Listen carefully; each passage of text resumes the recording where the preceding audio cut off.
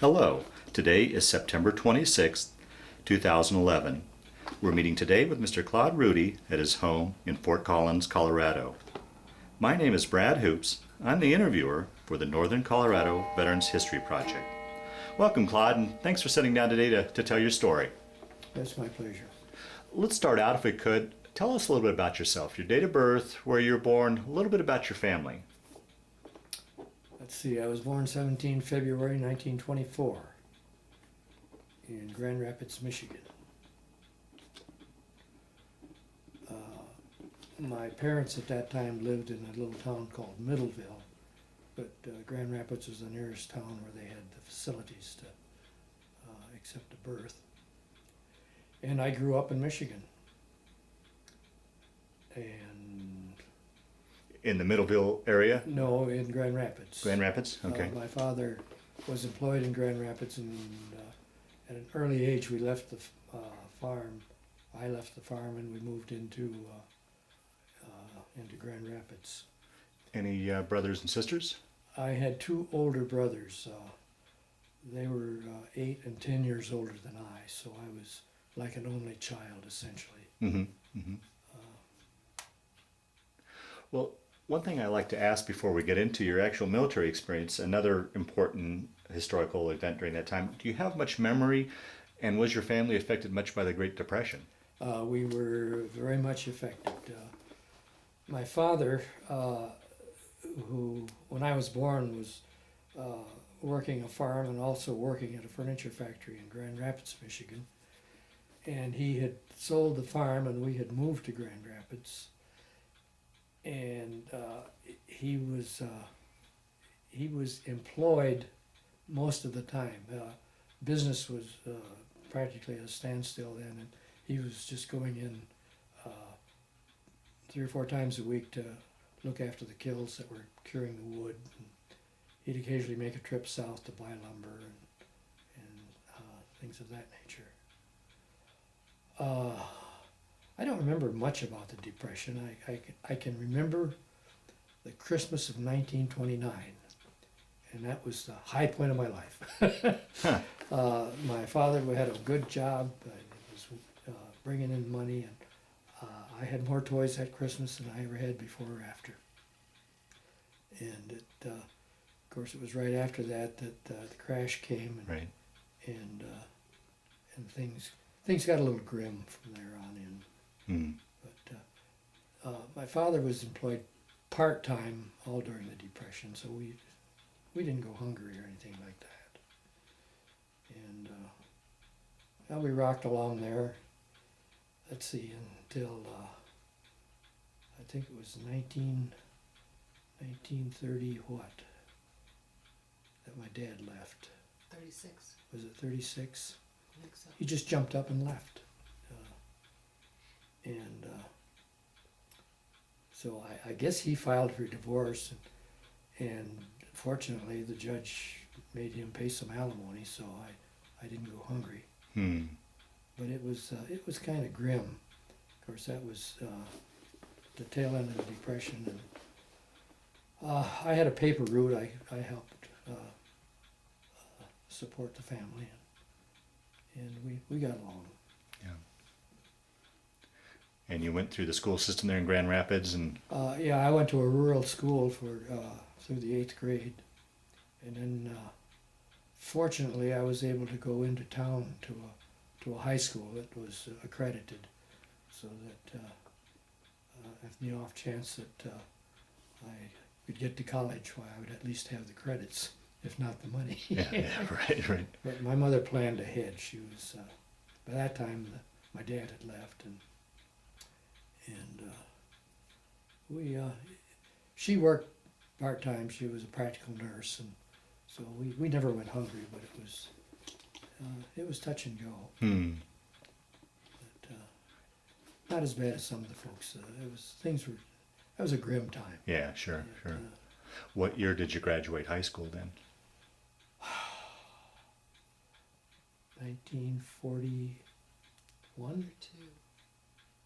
Something like that. Let's see, 41. Yeah, I think it was 41. Okay, so it was prior to the war starting? Oh yeah. Okay. Yeah, I was in junior college. Uh, a rather significant event about that time is my father started courting my mother, and she took him back. Huh. And so it was a whole new world for me. We had plenty to eat, and she wasn't working full time, and I got along fairly well with my dad. He kind of a character, but let's see, that was what, 41 I graduated, and part of the prenuptial agreement was that I would get 2 years of college. And so there was a junior college there in Grand Rapids, and the tuition was just phenomenal, and so he was funding me, and so I started college, and had a year and a half in when the war broke out. So now, do you remember where you were and what you were thinking when you first heard about Pearl Harbor? I have no Don't remember. recollection. Yeah. It, So you got a year and a half in school, and then did you enlist, or did you get drafted, or? no, I had a friend whose father had been in the Marine Corps back during the Banana Wars in Honduras, and we both decided that we didn't want to miss out, so he more or less talked me into joining the Marine Corps, and so we in December during Christmas holidays, we went down and signed up, and they had, at that time, they had closed all enlistments. You had to volunteer to be drafted, and everything went through the draft board. And in Kent County, where I was, they got 20 a month. The Marines got 20 a month. So my buddy got the December allotment, and I was a day or so later, and I got the January allotment. So he went off in December, and I was still on vacation, and so I started studying real hard and went back to school right after the holidays and talked my instructors into giving me an early exam so I could get full credit for that semester. Semester ended in 1st of February in those days. And so I got full credit for that semester. I was planning ahead. Yeah, yeah. And so when did I leave for boot camp? Can't remember. Yeah. What were your folks, or in particular your mom's, thoughts about you going off? Did She was real happy. Yeah. She didn't like it, but I wasn't going to miss it. Yeah, yeah. And my friend had talked me into the Marine Corps. His dad had been a Marine during the Banana Wars. Yeah. And he says, it's a small outfit. He says, you know everybody, and you always, when you transfer somebody, well, of course, it's a whole new world 20 years later. Yeah. So where did you ship then off to go to basic? I went to San Diego and went through boot camp there. And how was that? How was that going from that transition from civilian life into military life? Was I don't know. I was 18. You know. Yeah. It's and just another adventure. I imagine, like many in your generation, you probably growing up hadn't traveled too far away from home and away from the family. Now you're halfway across the country. Was there any tinge of homesickness or anything in that regard? Never been homesick a day of my life. Is that right? Okay. I miss her occasionally. Yeah, let's see. I got into the. I guess I got into the January allotment. My buddy got into the December allotment, Right. but I was a couple of days late. Yeah. So they'd already gotten their 20 people. Did you run in? Did he go to San Diego as well? Did you see him out there? Yeah, no, I didn't. Let's see. I don't remember when I saw him again. It'll come back to me. Yeah. Yeah. Fair enough. Because so since I couldn't leave then, Why, I went around all my instructors in school, Right. took my exams Yeah, early. right. Yeah, yeah. and Got yeah. full credit Yeah. for the semester. So you shipped off, went to boot camp. Everything went okay there, and then where did you go after boot camp? Well, let's see, boot camp. Now that was something else again. Let's see what happened. I guess the first thing had to happen to me is I caught what they called cat fever. It was a respiratory infection, and it's like pneumonia, except it's not as bad. Yeah. So they shipped me off to sick bay, and I spent a week there, and then they sent me back to my platoon. But apparently, while I was in sick bay, I got the mumps. So I went back back to sick bay for 2 weeks. Well, by that time, I had to transfer to a new platoon. I got too far behind. Yeah. And so when I got out of sick bay, I went back to a new platoon. That was a whole new experience, different DI,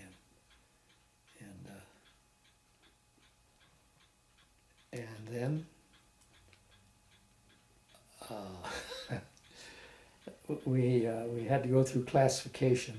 They give you a test and an interview and ask you what you want to do, as if that had anything to do with it. Yeah.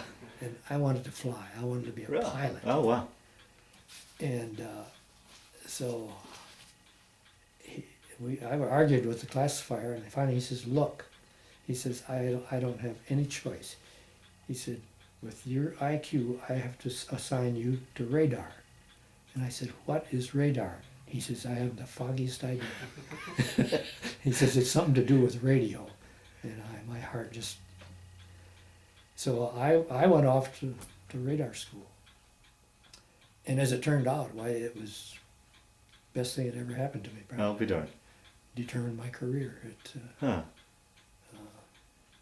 So Now, where'd you go off to radar school at? in Camp Lejeune, North Carolina. So back across the country. Back across Wow. the country. And Did you get a leave between there to get home and see? in my 3 years of service, I've never had a day's leave. Is that right? Yeah. Huh. And so the answer to that is no. Yeah. Went to Camp Lejeune. My parents did visit me while I was down there one time, but that was the only time I saw them. And I went through, God,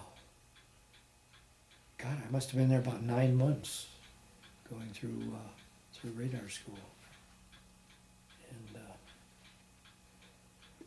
And So you took right to it and enjoyed it. And... well, yeah, it was, it was something new, and it was state-of-the-art stuff, and it was fascinating.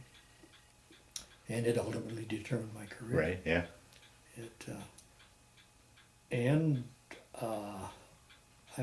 I was there for 9 months, going through various schools. Mm-hmm.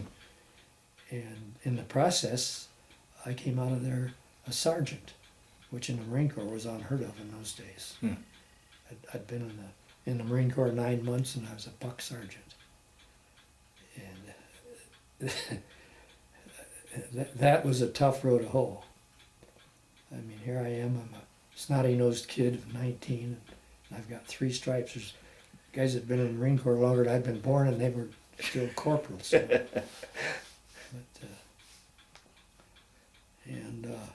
So where did you go then once you got out of radar school? Well, I was assigned to a unit that was already overseas. So they shipped me out to California, and let's see, what happened to me out there? I'm getting my chronology mixed up here. So when you got on the Zuni? Yeah, that's right. Took a troop train to Oakland, and they put us into a camp for transients, waiting transportation, and we were only there 2 or 3 days, and they hauled 5 of us out of there. We were all radar technicians, and put us on the first available transportation, which turned out to be a seagoing tug. It was 88 feet long with a crew of 80. And we went overseas on that sucker. Now, how was that? Here's this boy from landlocked Michigan going to sea. Did you get your sea legs, or how was that trip for you? Well, I was sick for 5 days. 3 days? 3 weeks. Oh, I don't know. I thought it was 3 days. I don't 3 know. days. Well, it was at least 3 days. God, we hit that groundswell out of Frisco, Yeah. and I couldn't keep anything down. Yeah. And I remember they had us standing watches up on the bridge. We were radar people, so they put us to standing watches on the radar and the sonar. I can remember sitting there, and that tug would roll in a calm sea, and I had a bucket between my legs, and we'd rock back and forth, and I'd heave up into the bucket. And but that lasted, I think, 3-4 days, and I was never seasick again a day of my life. Is that right? And I've been through typhoons, Wow. so I really got my sea legs. Any idea? Did you know where you were heading? Did they told you? All they told us we were headed to the South Pacific, Narrows it down. and we were the escort vessel for a convoy. And the convoy was 3 Liberty ships, each with towing a floating dry dock, and their top speed was 5 knots. Was there any worries about Japanese subs? Some. We had one alert. We never had an encounter, but there was a Liberty ship that took a torpedo a couple of 100 miles away. So it was fairly uneventful. It was just, as I say, we were the escort vessel, so we'd zigzag in front and make us loop around the convoy. Sand watches, but we were, all we did was stand radar and sonar watches. We didn't have any police duty, any cleanup detail or anything. The sailors, when they weren't on watch, why, they were chipping and painting. So it was, all in all, it was a pleasant 37 days. Took you 37 days. Yeah. Wow. And we had good weather. And I was sick for, I think, 3 days, and then after that I was never seasick again. Yeah. In my life. So where did you ultimately end up landing then? In Espiritu Santo was in the New Hebrides, and we were there for a few days, and then it was available transportation up to the Russell Islands, which are just off the northern tip of the Solomons. And I joined a 90 millimeter anti-aircraft battalion as a radar technician. Now, during this time, did you guys cross the equator? Yes. Did you have to go through that Yes. polywog ceremony? I still have my papers. Did you? And we also got a little one when we crossed the international date line. Oh, right, yeah. Yeah, so I still have that. Yeah. And, So what was it like? Like I said, I keep going back to this boy from Michigan. You zigzagged across the country. Now you're down in the exotic South Pacific. It must have been quite an adventure, quite a... oh yeah, I guess so. Yeah. I don't know, I have a tendency to take things as they come. Yeah, I guess okay. But it was interesting. It was a whole new scene in the South Pacific. So you reach up and join up with you said an artillery... An anti-aircraft artillery battalion, On- a 90 millimeter gun battalion. attached to a ship then? No, this was a land-based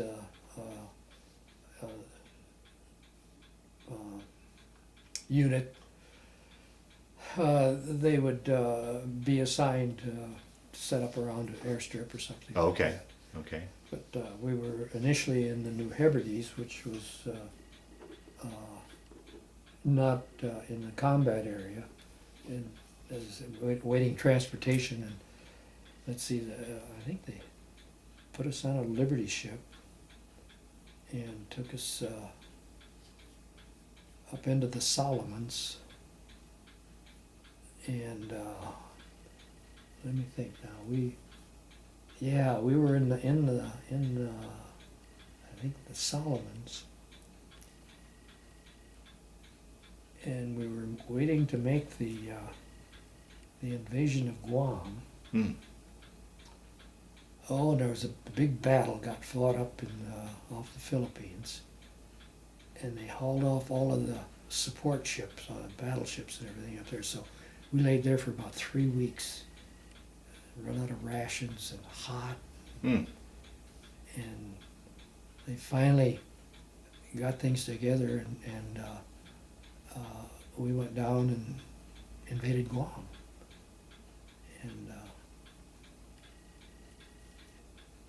And let's see, I guess I spent the rest of the war on Guam. Were you part of that initial invasion, or did you guys follow up behind, or how? Well, we were what they call the second wave. In other words, the infantry goes in and secures everything, and then the artillery moves in, and we set up an anti-aircraft battery around the airstrip. And by then, the Japanese had run out of airplanes. I never saw a Japanese airplane. Hmm. And we almost shot down a B-24 one night, but Uh-oh. that was so they ultimately put us out of business.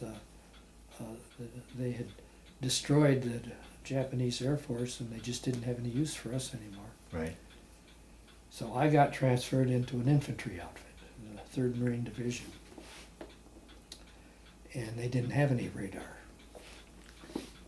So they made me what they call a field telephone man. I was a communicator in what they called the signal battalion. We provided the wire communications for the division. And they go in and set up where we'd run wire from what they call them. Let's see, the batteries to the headquarters to give telephone communications to set it up. And that was on Guam, and I spent the rest of the war on Guam. We spent all that summer training for the Japanese invasion. Oh, right, yeah. We were to be the assault force for the Jeez. Japanese invasion. And good old Harry, he fixed it. He fixed it for us. Well, that's usually one of the questions. There's always that controversy as whether we should have dropped the bombs, Boy, but should but you and I probably wouldn't be talking today if we hadn't. That's a fact. Because I read later that they expected 100% casualties. That the assault force they expected to be annihilated. Hmm. And fortunately, we never had to do it. Yeah. Hmm. Well, talk a little bit about life on Guam. What was the living conditions like, and the food, and your housing, and? Well, I lived in a tent when I was lucky. A pyramidal, 5 guys in a tent. When I wasn't so lucky, I was in a 2-man pup tent. And the food was rations, canned rations. It's amazing that we subsisted on it. Yeah. God, they were awful. Yeah. And How about the weather? How was it dealing with the weather down there, the humidity and the heat and well, such? Guam was probably the nicest island in the South Pacific. Oh, is it? Oh, okay. It was, well, it was just a nice. It was hot, and we got a lot of rain, and things had a tendency to mildew. But compared to some of the other islands, it was pretty good. And what would you guys do to entertain yourselves when you weren't on duty? I mean, to fill the time and such. Well, argue. Now and again, we'd get a beer ration, and we'd drink that. And they would organize baseball games and stuff like that. But Any USO shows or anything like that come through at all? And I remember occasionally there would be a USO show, and I remember the officers had access to some USO girls and the nurses. I'd see them go by in their jeeps now and then, but The enlisted people didn't have any such Yeah, yeah. bennies. And how was it as far as communications, as far as what was going on in the rest of the world, how the war was going, word from home? Talk a little bit about that. How? Well, I don't remember much about that. Our mail was not censored coming in. Apparently it was going out. I seem to remember hearing that they'd get letters full of holes. Uh-huh. The censor had deleted something. And But all in all, mail was pretty reliable as far as. when we weren't on the move, it was, yeah. I think there was one period where I went almost 3 or 4 months without any mail. And it eventually caught up with us. A little different than today's emails and cell phones and instant communication, huh? I would not act. Yeah. And Do you remember where you were and what it was like on VJ Day when you guys heard that Japan had surrendered? I had, let's see, when they transferred me over to the 3rd Division, they made me what they called a wireman. I'd string telephone wires. Well, about that time I got appendicitis, and they hauled me off to a naval operating base there, and they took them out. And so when I came back, I wasn't fit to climb coconut trees anymore, so they put me on the switchboard. I made a switchboard operator out of me.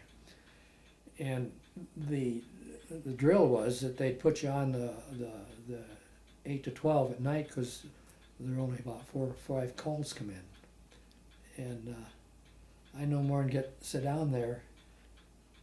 When the calls started coming in, the war was over. And pretty soon every line on that board was open. And finally one of the main operators came in and spelled me because I couldn't handle it. Wow. But that was the night the war ended. I'll be darned. Yeah. Man, they went crazy. Yeah. There was rockets and hand grenades and I don't know all. But it was a relief. Yeah, I'll bet. Yeah. Because I wasn't looking forward to that. We were scheduled for an invasion. Well, in fact, it was Japan. We were Right. training Oh. for the invasion of Japan. Hmm. And how much longer then were you in Guam after the war ended before you shipped home, or where did take your story from that point? Well, let's see. It seems like the war ended in September, didn't it? Mm-hmm. September. Well, I was home before Christmas. They really got their act together, and I had almost 2 years overseas by then, so I was one of the first to go home. And so I was home for Christmas. What was it like being back in the States after being in those conditions for it 2 was a years? relief. Yeah. Once I hit the States, that was it. I didn't care where I was. Yeah, yeah. And Well, in these interviews over the years, it seems like the guys that were overseas always had some sort of cravings that they missed, something from the States. Is there anything that you couldn't wait to get back to the States for a milkshake or a hamburger? I don't yeah. remember anything. Oh, like okay. that. Yeah. I was just relieved to be back in the States. And I suppose your mom was relieved to see you home. Probably. Yeah.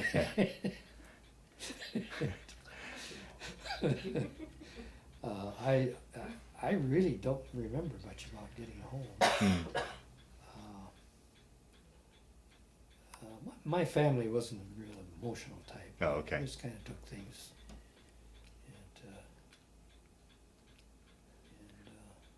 Was it much of an adjustment for you going from your years in service and overseas back to civilian life, or? Not particularly. Yeah. I don't. At least I don't remember. Yeah, it. yeah.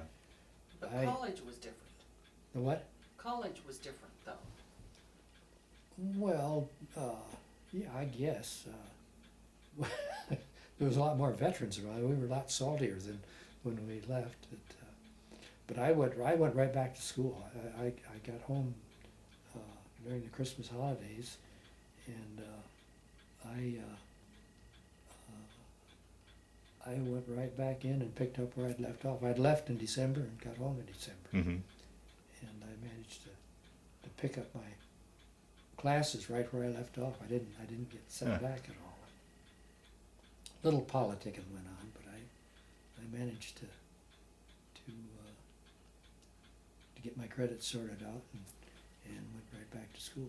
And finished and got your associates then? Yeah. Mhm. Okay. Yeah, I had a semester to go, Uh-huh. and so had it made from there on.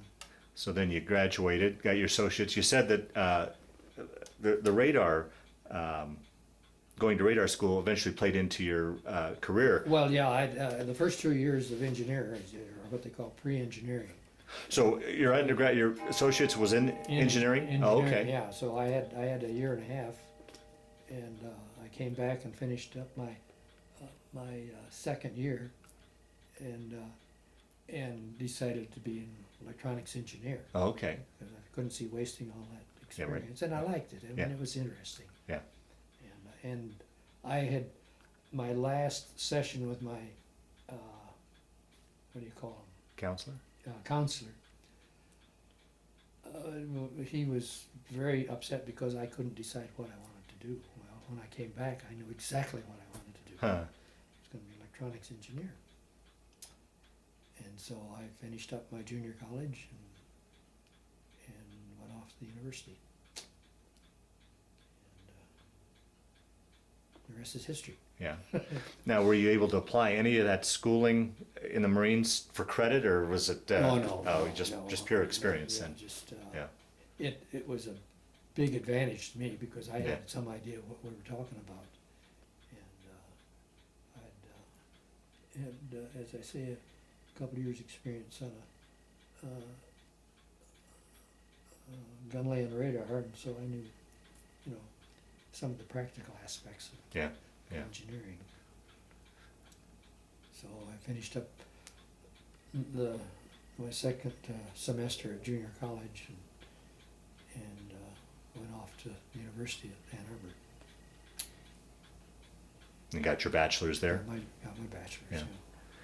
Yeah. and then from there went into private industry, or where'd you? Well, I actually I went to work for the government. Okay. I went to work for the Air Force at Wright Field. Okay. In Ohio. And I spent a lot of time with the government. I took another job with Bell Aircraft, and they had an operation going on in New Mexico, and I got sent out there. And when that contract finished up, why, I had to look for a new job, and I went to work for the Air Force. Okay. And so I finished my career with the Air Force. Now, when we were talking prior to turning on the camera, you said you were also in the Korean War. Had you stayed in the reserves and were called up again, or as part of the Air Force went into the Korean War? Or No, take that story. When I was there in Alamogordo, they started up a reserve unit, and one of the guys I worked with had been a Marine officer, and of course I was a Marine enlisted, and he talked me into joining. And 6 months later, I'm on my way to Korea. Oh, geez, you got called up. God, yeah. And my wife at the time was not happy about my joining, and I said, I can resign at any time. So I'm sitting in Korea, my butt in the snow, and I get a letter from her. She said, so resign. And she was kind of a smart aleck. Yeah. But anyway, I ended up in Korea. Did you go over once again in a radar type of scenario, or what did you go over in Korea? No, I was a telephone lineman. I strung telephone wires. The division didn't have any radar, so Yeah. I actually ended up as in charge of the division communication section.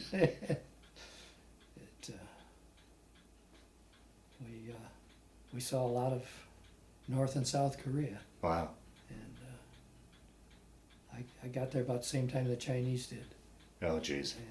And Were you further up? I was in North Korea. I was in Oh, you had to. Hamhung, Hamhungnam, Oh, geez. Wonsan, I've been there. Did you have to take the gauntlet back through, or were you safe? No, they shipped us back.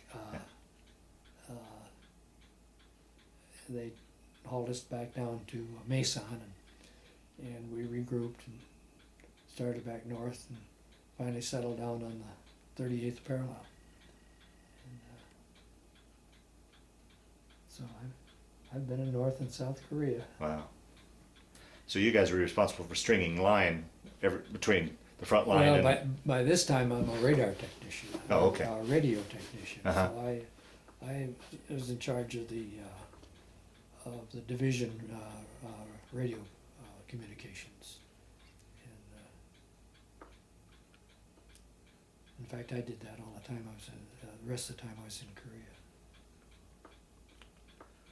Korea. And what were conditions like over there? I've heard that the weather's miserable and cold, and what were living conditions like there for you? It was as bad as could be expected. The winters were terribly cold and the summers were terribly hot. And of course, moving constantly. I forget now how many times we moved. And that moving the division communications was no small task. We'd have to string wire and put up antennas, and on several occasions we'd get it all set up, and before we even had a chance to use it, we'd have to tear it down and Oh, geez. bug out. we were usually set up with two Korean divisions on our flanks, and the Chinese would decide that it was time for a new offensive, so they'd hit every unit except ours, except our First Marine Division. They'd skip us, and usually one of the Korean divisions would fold up under their attack, and so we'd have to pack up and move out because we'd end up with Chinese on our flanks, and so we'd tear everything down and move it back. And I've lost track of how many times we did that. Wow. But, With it being a multinational war, did you ever deal with any of the other nationalities at all? The Australians or the Turks or the Greeks or the British? I had intercourse in one way or another with most of them. Yeah. Let's see, I can remember I was up at that French outfit for some fool reason or another, and I was talking to this guy. He had some English, and we got along.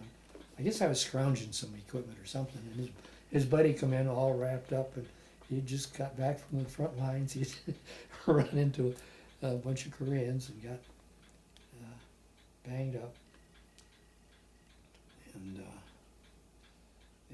I've been on both sides of the 38th parallel. Huh. Wow. And, Roughly how long were you over in Korea? gosh, let's see, about a year, I guess. Yeah, it must have been a year.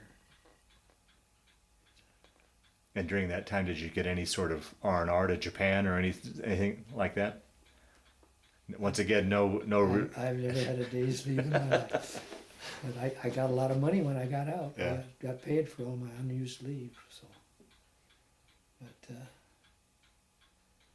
no, let's see. I was in Kyoto for a few days. I can't remember what I was doing there. I was en route someplace or another, but transportation got fouled up, and I spent a few days in Kyoto, Japan.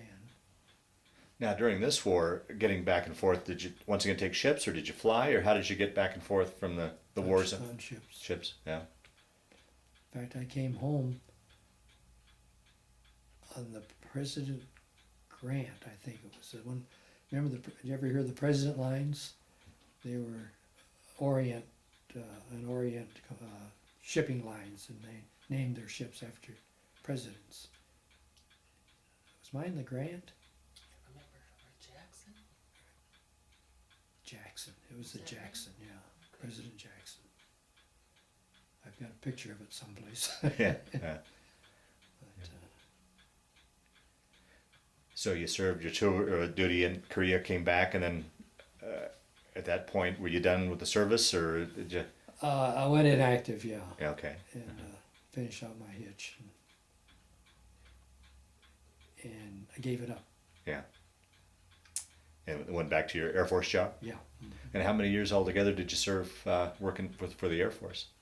34, I think. Wow. Well, with my service time, I had 30 years, so it, So 34 combining your Marine and Air Force? yeah, when I retired, I got, I think I got a 30-year pin. But with the Air Force, you were in a civilian role, right? Yeah. Okay. Okay. But they counted my service time. Yeah. So, Right. and yeah, I retired as what, a GS 14, which is about as high as you can go. Yeah. Yeah. And did that job take you all over the place as well, or were you pretty much? No, it was all at Holloman Air Force Base. Well, let's see, I worked at Dayton, in Dayton, Ohio, at Wright Field for a while. And then I took a job with Bell with Bell Aircraft out in New Mexico. Mm-hmm. Mm-hmm. And I worked for a couple of civilian contractors there. And then I went back into civil service at Holloman, and I finished out my career there. Okay. So, Well, let's talk a little bit about family. Children, grandchildren, great grandchildren. well, let's see. So far, I have one wife. At the present, I had one before, Uh-huh. and I have 2 children, and no grandchildren. 2 grandsons. Chris and Nick. Oh, Chris and Nick. Yeah, I forgot about them. Better Yeah. delete that in the tape. Yeah. I'd be offended. Well, I get confused. Yeah, 2 stepchildren. my daughter lives in Denver, and she has 2 children. And my son is in Albuquerque, and he is unmarried at the time, I Okay. think. As far as We haven't know. talked to him this last week, so. Okay. But, and so, I guess that's all the family that's left, isn't it? Yeah. Well, we'll start to wind down this interview. Through the years, did you ever keep in touch with any of the guys you served with, or go to any sort of reunions, anything like that? No, never. No, yeah. Ken Stewart. Well, I kept in touch with Ken Stewart.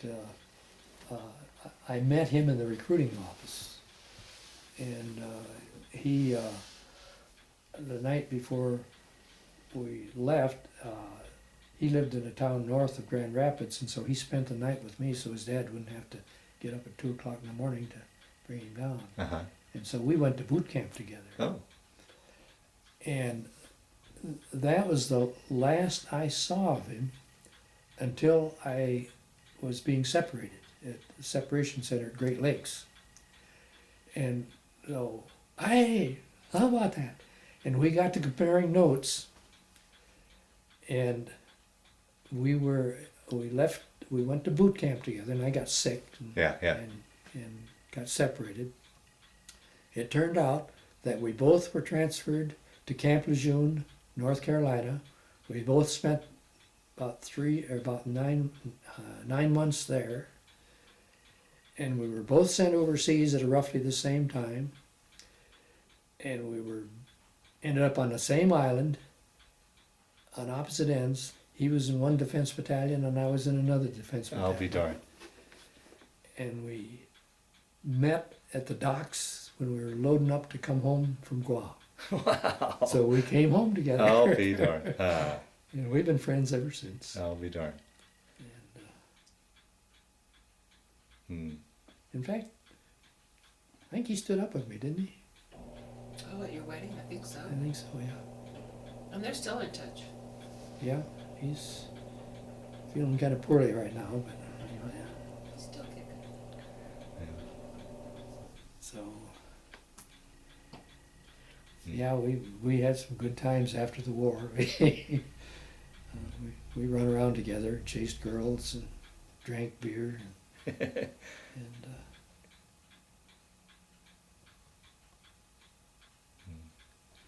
Well, one of the, is there anything, as like I said, as we wind down this interview, is there anything I didn't ask you that you wanted to talk about, or any stories that have kind of floated to the top as we've been sitting here talking? Hopefully we've rounded out your story. And Mary, feel free to jump in on this if there's anything he's talked over the years that he's left out that you'd like him to talk about, or do you think we've covered it all? Oh, I like his appendectomy story. Because it's quite an adventure. oh dear. I'm going to sneak out though for 1 second. I want my brother to be quiet. He's visiting. When I was going overseas the first time, I was on the seagoing tug, which was a pretty good sized ship. But they didn't have a doctor on board. All they had was a pharmacist's mate. Well, about halfway over, I start getting pains in my abdomen. And he said, it's appendicitis. So we were escorting a convoy, and one of the convoy ships had an MD aboard. So they had to transfer me from this tug to this Liberty ship. Underway. I mean, they couldn't stop. Right. So they strapped me in one of these metal stretchers and throw a line across, and they're hauling me over by hand, and they had a kid on the helm on the tug, and apparently it made him nervous being next to this big Liberty ship, because he starts off across Pacific on his own. Oh, geez. And they didn't have enough line on the stretcher, so they just let go.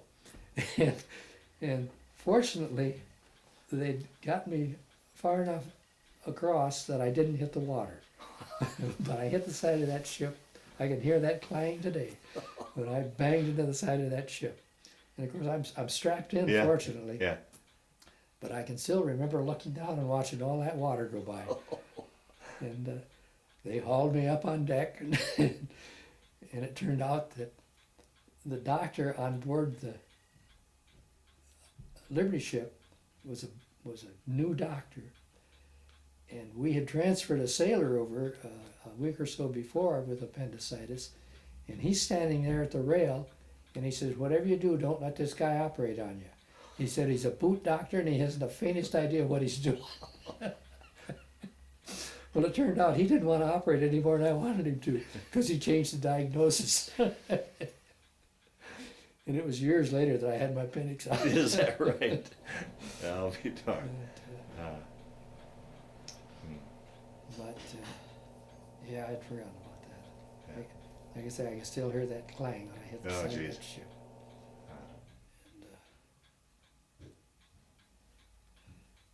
Well, the last question I always like to ask with these interviews is, and you've answered, I think, somewhat earlier on, is how do you think your military experience played a role in your life, changed your life, affected your life, or did it? Or was it just simply a chapter in your life that you went through? How do you think you would answer that? Well, it was a life changer for me. I had, before I left for the service, I had been arguing with my counselor over selecting my career path. And I didn't have the foggiest idea what I wanted to do. I wanted to fly airplanes. Yeah. But that was not practical. So when I came back, it was obvious to stay into electronics. So I became an electronics engineer. Yeah. So that was entirely caused by my service. Otherwise, I probably never would have done it. Yeah.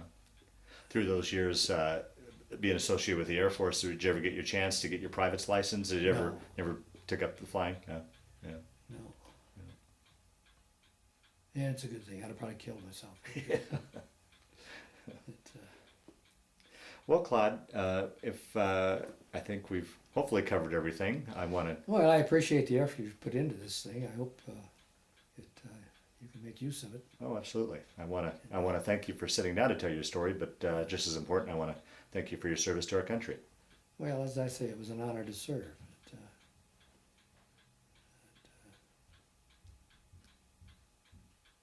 I did it twice, so it can't be all that bad.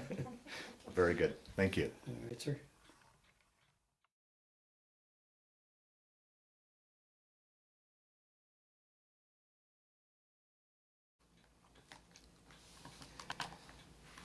here I am 19 years old at Jacksonville, North Carolina. The year is 1943. That's platoon 88 in 1943 at San Diego, California. And the arrow is pointing to me. And you said your buddy that you went off with? My buddy right here, he and I met in the recruiting office in Grand Rapids, Michigan. And we both were in platoon 88 in San Diego. And didn't see each other until you were on the ship in Guam, heading home, right? Again? Right. Is that where I run into him? No, you ran into no, him again at Great Lakes. in Great Lakes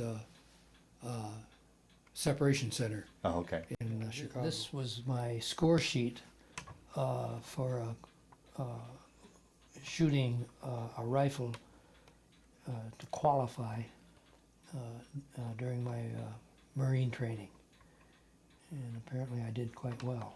I guess so, because the heading reads, "This man has the highest score in the whole battalion." How about that? Must have did fairly well. These are medals that I received for high power rifle competition down in New Mexico over the years. Doing something that I enjoyed doing. Hmm. Never had to fire your rifle while overseas in Guam? No, Yeah. no.